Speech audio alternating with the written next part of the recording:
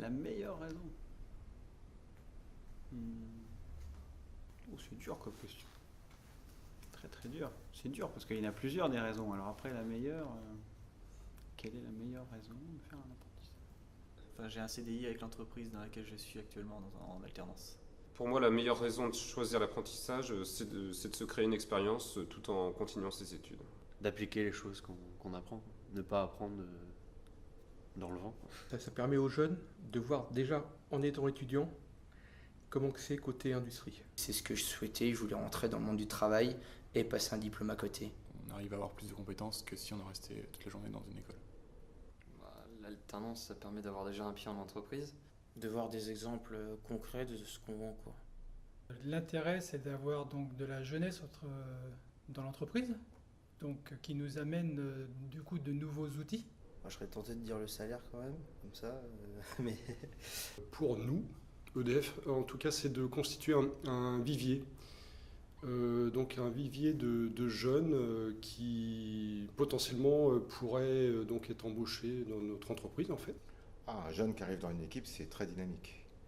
Ça fait poser pas mal de questions, des questions qu'on ne se pose pas parce qu'on pense connaître les réponses. Ça fait toujours plaisir d'avoir quelqu'un qui a soif d'apprendre, qui a soif de connaissances et qui a un œil neuf en fait. J'avais un peu peur au début, c'est vrai.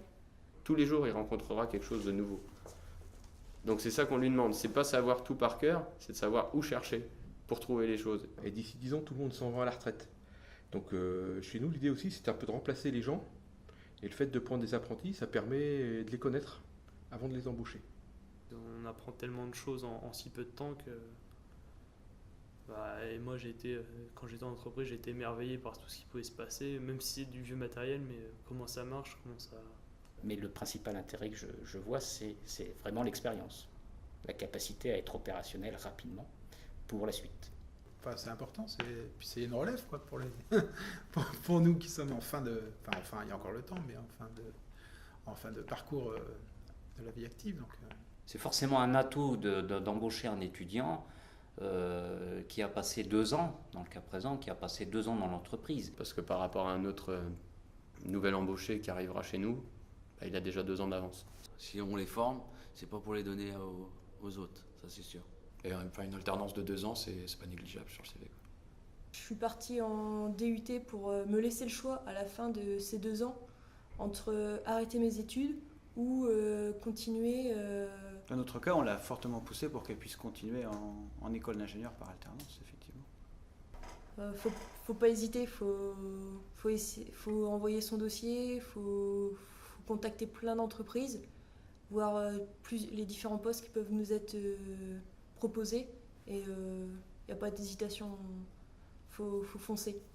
Dès que j'ai su qu'il y avait de l'alternance dans ce domaine-là, je me suis tout de suite engagée, j'ai tout de suite postulé et contacté les entreprises pour essayer de décrocher un contrat et donc d'intégrer cette formation d'alternance.